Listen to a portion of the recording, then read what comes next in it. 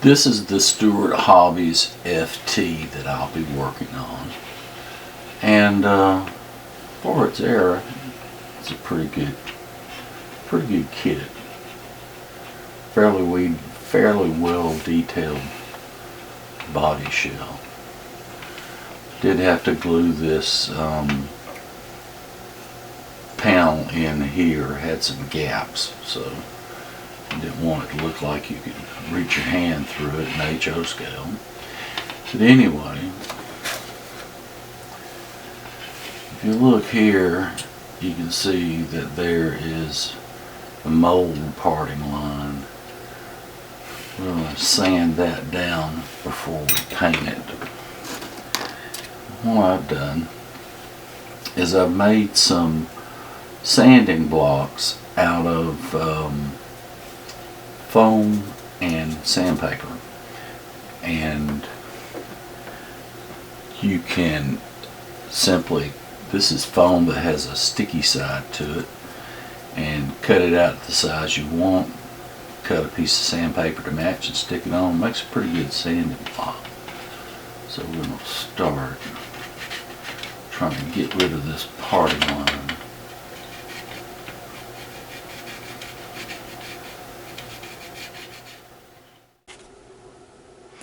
So what we're going to do is we're going to mask off the stripe on the bottom of this unit.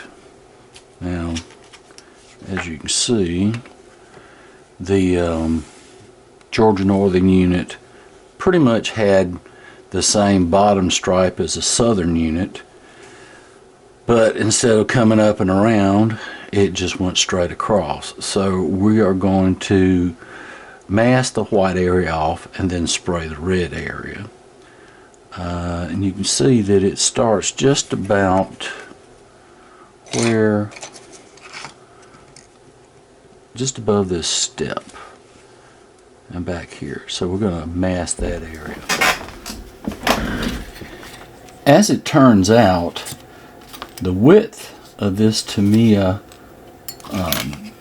masking tape, which is 6mm, if you apply it along the bottom of this sill, that's almost perfect positioning for the stripe. So that's really lucky. Now once you get the stripe laid down, reposition this a little bit, you need to go over any raised detail with a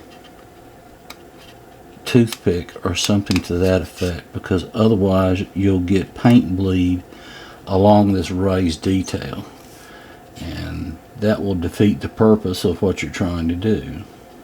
Smooth that down so that the red paint won't get up under and on the white paint.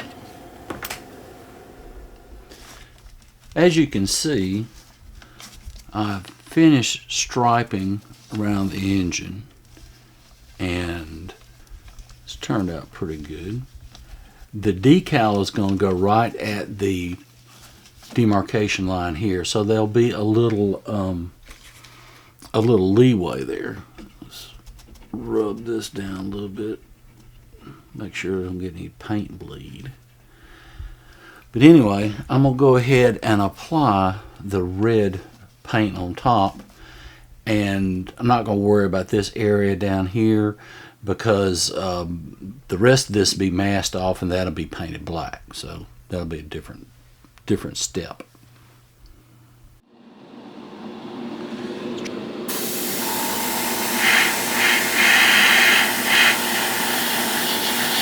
It's still not shooting a great pattern. It's still orange peeling some, but if you get it close enough, it'll cover adequately, and it's flat paint, so it's going to dry and look okay.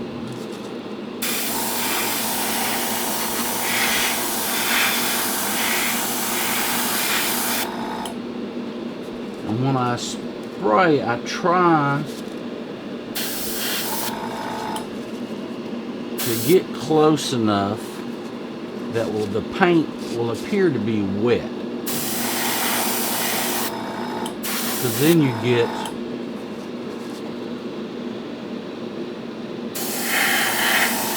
a good coverage. Like I said, this paint's not doing the best in the world, but because it's flat paint, it should dry and be smooth. I'm going to go over this side with a shot. And hey, I just run out of paint. Just as it looks like I finished this.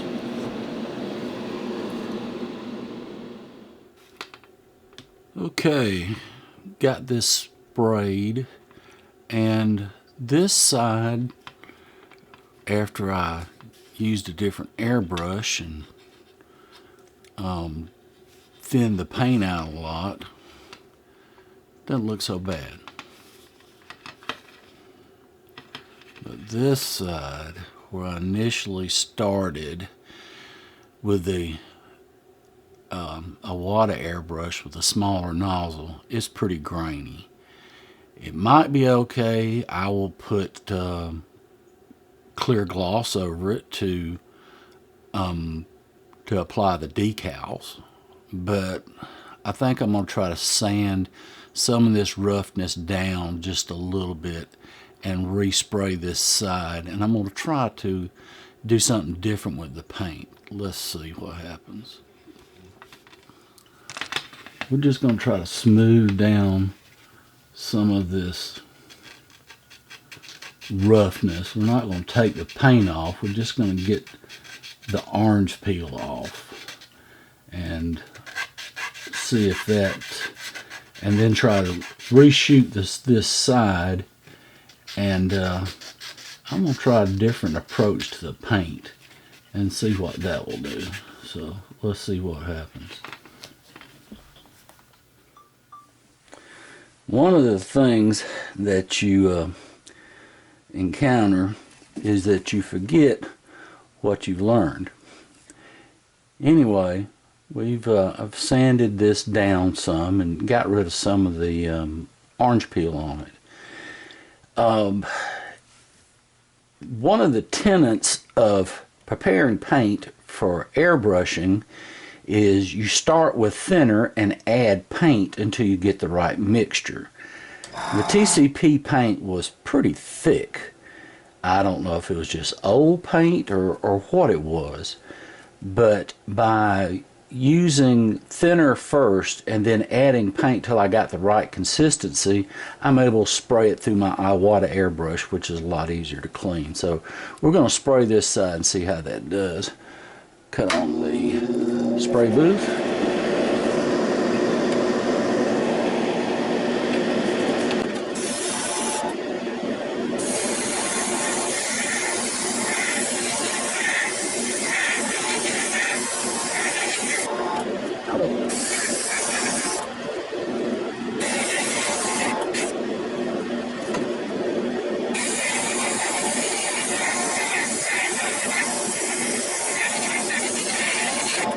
I'll do it. Okay, the last thing we have to do is paint the steps. I'm going to do this with just a rattle can because that way I don't have to clean my airbrush up and it's just flat black anyway. So, see what we can do with this. Woo!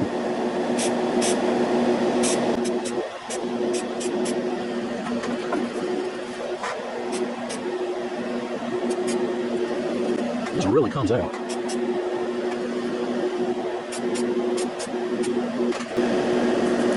Oh, this little can is touchy. I mean, it throws on a ton of paint.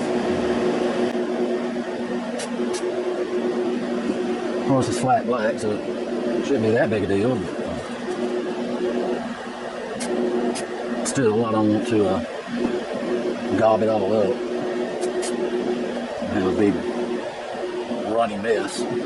Shoot the inside of the steps. it really blows paint on it. You got to get back a good piece to keep from just hosing it down. You got to really turn this around at different angles. Make sure you get everything. That doesn't look too bad. We'll let that dry and see how that comes and go the next step. Well, we have removed the masking from this model, and if I wanted it to look like the day it was repainted, then I'd be pretty much done. But I want it to look like one of the last revenue freight FTs in the nation. So that's going to take a lot of weathering. And I feel that it's going to be a several step process, a combination of making the red paint fade or appear to be fade, and then dirt and grime. So it's going to be a challenge. I'm going to experiment with it some and see what we can do. Worst comes worst, I can paint over it and start again.